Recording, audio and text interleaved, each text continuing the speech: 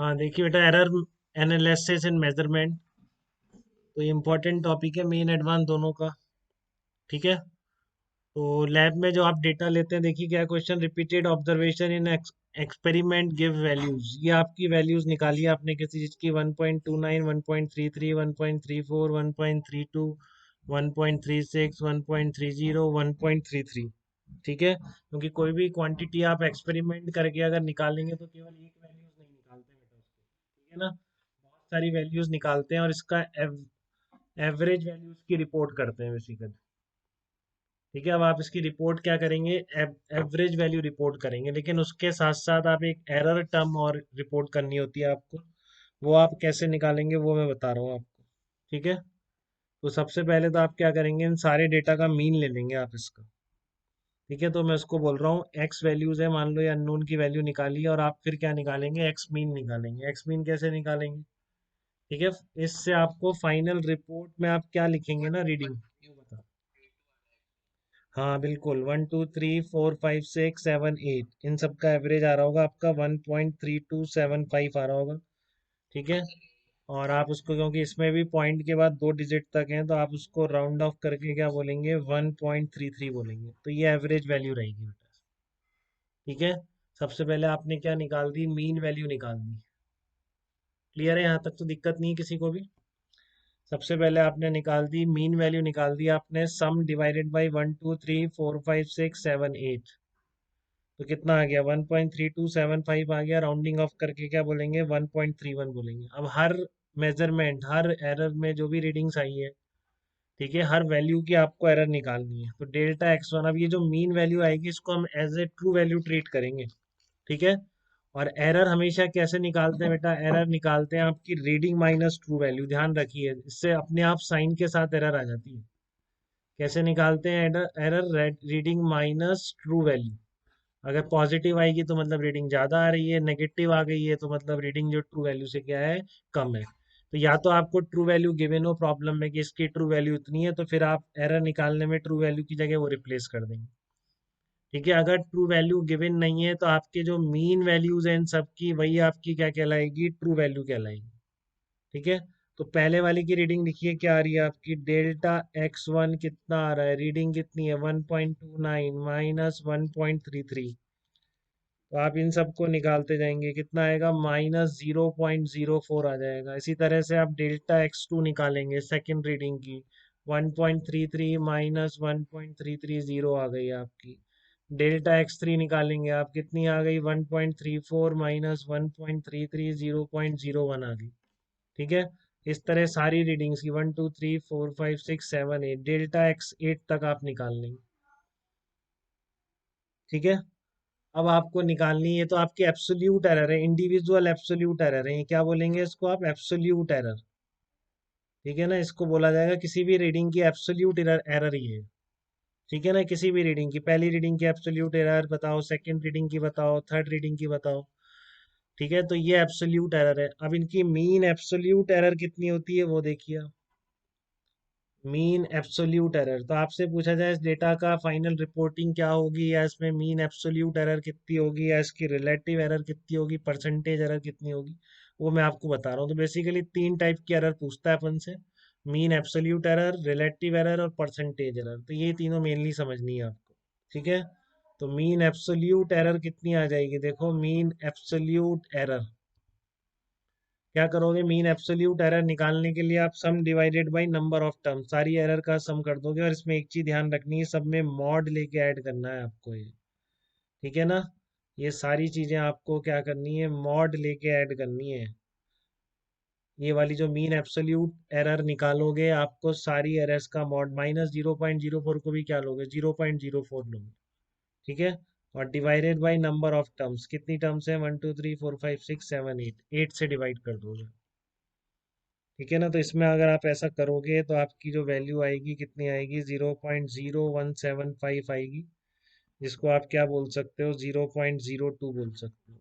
ये आपकी mean absolute error आ जाएगी ठीक है, मीन एब्सोल्यूट एरर कितनी निकल के आ गई, 0.02 आ गई। तो ये मीन एब्सोल्यूट एरर होगी। किसी भी डेटा की आपको मीन एब्सोल्यूट एरर पूछिए, यही प्रोसीजर है बेटा, ऐसे निकलती है मीन एब्सोल्यूट एरर। सबकी एरर्स लेके मॉड लेके divided by number of terms. Clear है? किसी को दिक्कत तो नहीं है इस टर्म में? किसी डेटा की मीन एब्सोल्यूट एरर आपको अगर निकालनी है, किसी लैब की रीडिंग्स की मीन एब्सोल्यूट एरर निकालनी है, तो मीन एब्सोल्यूट एरर ऐसी निकलेगी। ठीक है, इसके बाद टर्म आती है रिलेटिव एरर। रिलेटिव एरर किसको बोलते हैं? देखिए आप, रिलेटिव एरर किसको बोलेंगे?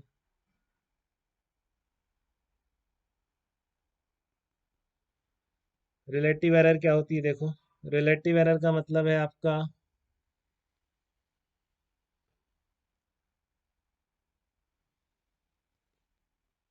रिलेटिव एरर आ गई आपकी डेल्टा एक्स अपॉन आपकी, जो ये आपकी मीन एब्सोल्यूट एरर है, मीन एब्सोल्यूट एरर को डेल्टा एक्स से रिप्रेजेंट कर रहा हूँ, डेल्टा एक्स अपॉन मीन, या delta x upon true value, that is relative error. ठीक है, delta x upon true value is equal to relative error. जो भी आपकी मीन एब्सोल्यूट एरर थी, mean absolute error divided by true value या mean value, that is called relative error. तो आपकी कितनी आएगी देखो, ये कितनी, तो इसकी रिपोर्टिंग तो आप ऐसे करोगे, आप एवरेज वैल्यू, ये आंसर क्या होगा इसका, 1.33 प्लस माइनस 0.02। रिपोर्टिंग तो ऐसे लिखोगे, मतलब रिपोर्ट में जो लिखोगे अपनी लैब रिपोर्ट में, वो आप लिखते हो 1.33 प्लस माइनस 0.02। ये आपकी रिपोर्टिंग होगी बेटा, 1.33 प्लस माइनस 0.02। ठीक है, क्लियर है आपको? ये 0 पॉइंट क्या कर दिया मैंने, गलत लिख दिया कि 115 है कि 175? चेक करना, कहाँ से चेक करना है ये? अच्छा ये सही है, 0.0175। ठीक है, ठीक है। ठीक है ना? तो अब इससे आप निकालोगे इसको। अब यहाँ पे राउंड ऑफ करा आपने, बट यहाँ पर चाहे से ये वाली वैल्यू यूज रख कर लो और एग्जैक्ट आंसर के लिए तो फर्क नहीं पड़ता उससे। 0.0175 डिवाइडेड बाई मीन वैल्यू। ठीक है, डिवाइडेड बाई मीन वैल्यू कितना है, 1.33।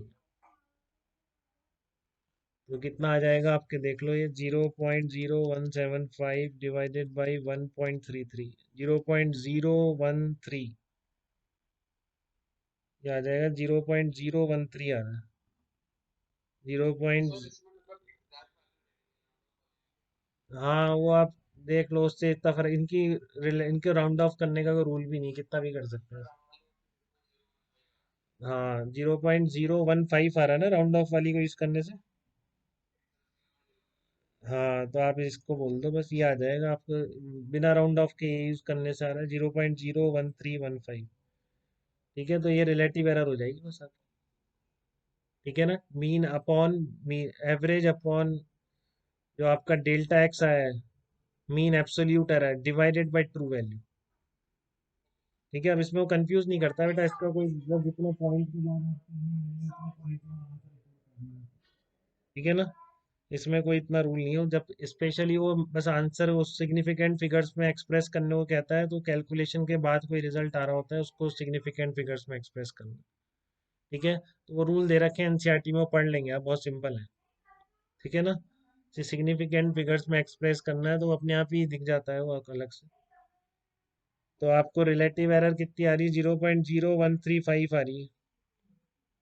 अब इससे परसेंटेज एरर, तीसरी टर्म में आपकी मीन एब्सोल्यूट एरर हो गई, रिलेटिव एरर हो गई, रिपोर्टिंग हो गई, इस तरह से आप रिपोर्ट कर देंगे 1.33 प्लस माइनस जो मीन एब्सोल्यूट एरर आई। ठीक है ना, अब यहाँ पे कई बार परसेंटेज आगे लिखा हुआ है एरर के, तो फिर ये परसेंटेज एरर लिखी होती है वो। नहीं तो रिपोर्टिंग जनरली इस तरह की वैल्यू, मतलब ये क्या है, मीन एब्सोल्यूट एरर। तो परसेंटेज एरर कितनी आएगी इसकी, परसेंटेज एरर में कुछ नहीं है, रिलेटिव एरर इंटू 100 कर दो।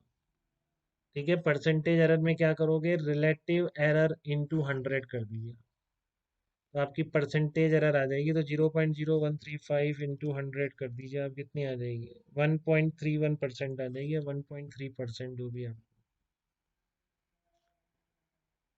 ठीक है, ये आपके आंसर आ जाएंगे इसके।